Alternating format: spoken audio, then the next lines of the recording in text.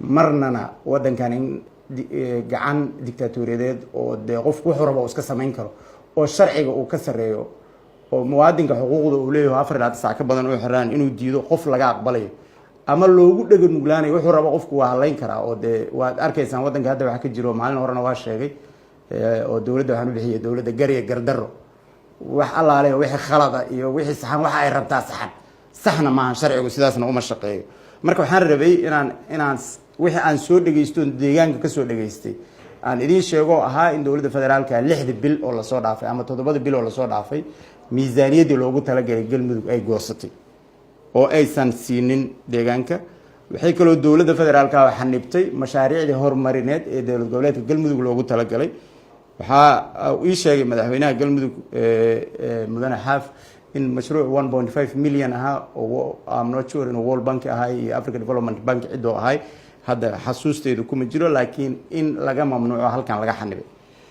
waxaan rabay marka anigu dadka deegaanka aan u taganaa u sheegay dawladdan aan rabaa inaan u sheego annaga iyo dawladdu ma ahayn inaan isku khilaafno mashaariicda horumarinta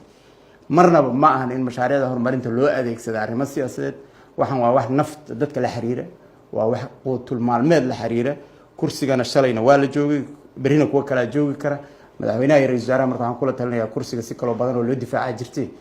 haweenka iyo ilmaha iyo dadka ooman ee deegaankaas wixii yar ee adduunku soo qoondeeyay inaad ka xanibataan kuma difaacmaya kursiga siyaabo kala badan ha loo difaaco waxaan rabay oon ku soo khatimayaa warkayga deegaanka waxaan uga imid oon halkan u imid dabcan waan horena waa idinku sheego aad baa loogu hanweynaa madaxweynaha iyo ra'iisul wasaaraha maadaama deegaanku deegaankoodii yahay sabab keenaysana ma jirto inay sida intaas la eg ay uga didaan nidaamka inay dhex fariistaan dadka isu keenaan waxaa ka waraysaan bilo iyo qaadatay inaan galmudug dhisnoon dhex fadhinay istixilqaankayga iyo soo wareysigayga markaan deegaanadii soo wareystay gaalkacyo tagay dhuusamareeb tagay cadaadad tagay dadkii ugu muhiimsanaa deegaanka soo arkay waxaa iiga soo baxday inaan u baahanahay inaan xildhibaanadii federaalka ahay waxaa ka waraysaan 36 xildhibaan iyo 8 senatar laga soo doortaa deegaankaas wasiiray leeyihiin ganacsato iyo dad waxgarada oo magaaladan joogo dhaqan ay leeyihiin inaan dhammaantood uga warbixiyo dhibta ka jirta waa cunug yar galmudug cunug yar oo kuriin u baahan uma baahna neefta in lagu celiyo marka in neefta lagu celinayo meesha hadda neefta looga celinayaan haddii dee lagu sii hayo ay dhici karto in dib loo soo kabi waayo dadkaasaan soo doonay inaan la shiro warka kaligay xaqiiqa raadis kaligayaan ahaa markii hore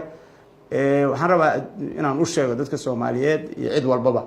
annaga waxaan matalnaa deegaanka leeyahay galmudug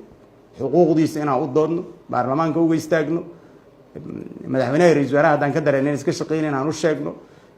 fariinta deegaanku ii soo dhiibay 36 xildhibaan iyo 8 senatarna sidaas ay ahayd danaha siyaasadeed oo yar yar ka qof walba wixiisa waa yeelan karaa laakiin arrimaha horumarinta iyo deegaanku inuu noqdo deegaan dawlad leh oo dawlad hoosaad dawlad goboleed leh waxaan isleeyahay cid walba dan ugu jirtaa